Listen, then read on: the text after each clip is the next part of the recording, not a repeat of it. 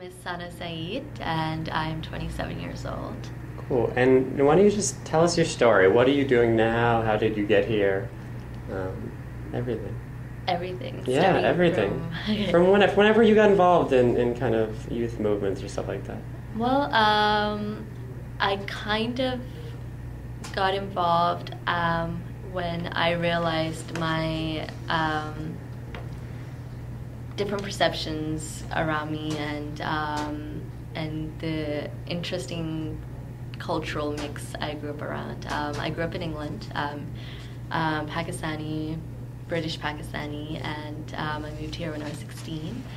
And then I came up to DC, Washington, DC from Virginia Beach for college. And I started getting involved in community college in Virginia Beach when I became the president of the student government, and realized that there were so many issues in my own community in Virginia Beach that were being dealt with, especially cultural issues and interfaith issues. So I started working with a group of students on campus to bring attention to different communities, to women's rights, women's equality, and poverty, and kind of just was nurtured by some amazing mentors up through grad school, where I finished my master's in conflict resolution at the Institute for Conflict Analysis and Resolution in George Mason University. So that whole education process was really what inspired me, breaking down paradigms and making me realize that, you know, there are religious conflicts, but religion, it doesn't need to be dealt with in a negative way, that there are positive interfaith bridge building activities and projects going on around us that can help solve issues. So. Cool. And tell me a little bit more about what you're doing now with the... Well, right now I'm the project manager for the Interfaith Youth Action Group. That is in Washington, D.C. It's a group of high school students, 13 high school students from different faith backgrounds. And we encourage them to take on leadership, to do service projects and community dialogues, to raise awareness about issues of poverty, environmental issues, and women's rights issues. We are partnered with the Tony Blair Foundation. We also work under the 9/11 Unity Walk and MLS resources. And and we just started up. We've had a really successful September of a lot of great service projects. The youth were highlighted at the 9/11 Unity Walk. Some of them were speakers and gave amazing speeches about why interfaith initiatives are important.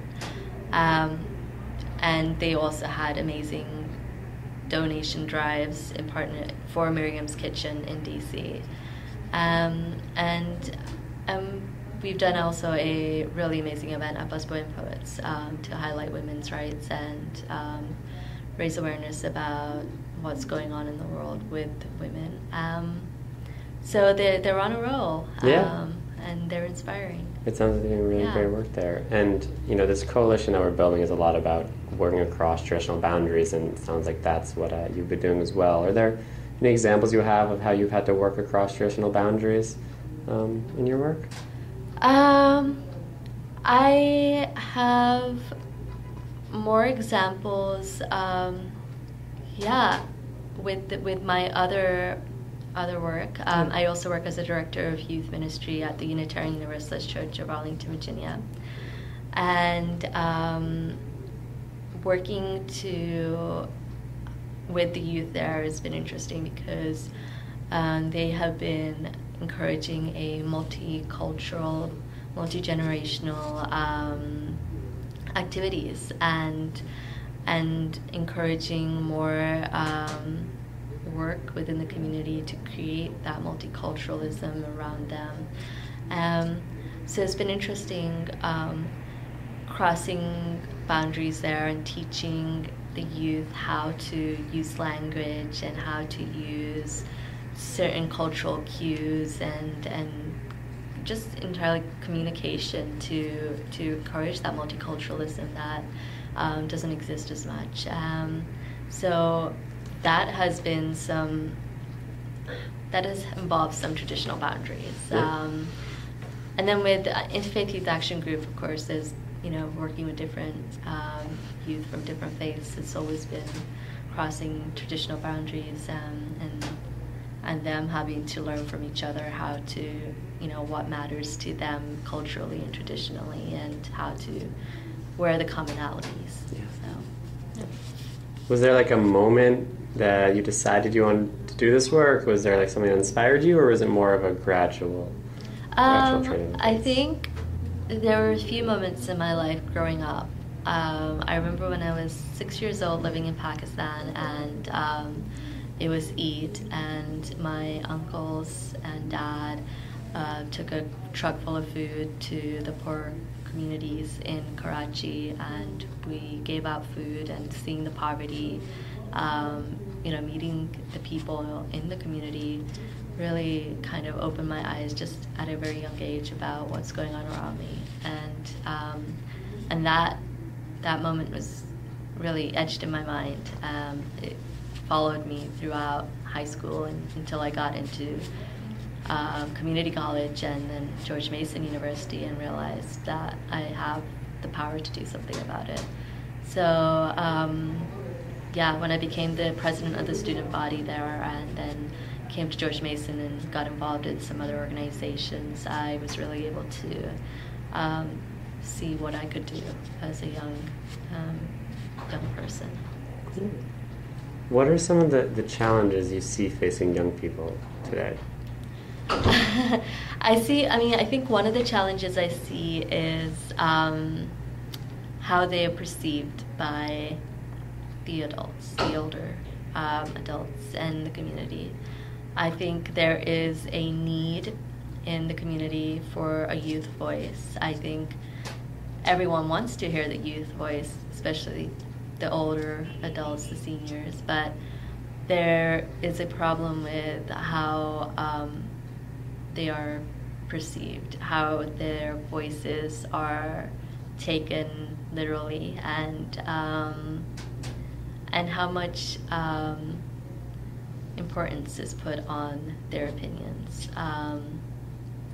I think that there has to be more effective communication methods formed between the two, because while there's a need and there is a desire for their voices to be heard, I don't think what they're saying is entirely understood most of the time, and that's a challenge that I've seen around me.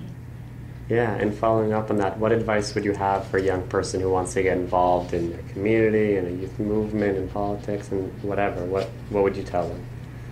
I would tell them to go online, find out about organizations that are working in their community on the issues that are important to them or in their communities, and find out, contact the people, call them on the phone, email them, send them a message, ask them how you can be involved, and ask them how you can bring it to your high school, how you can raise money, have a donation drive, create a club, have some kind of an initiative on campus or in high school to start the ball, to push the ball, get it rolling, and start working on the issue that's important to you, because really it all starts with you. So.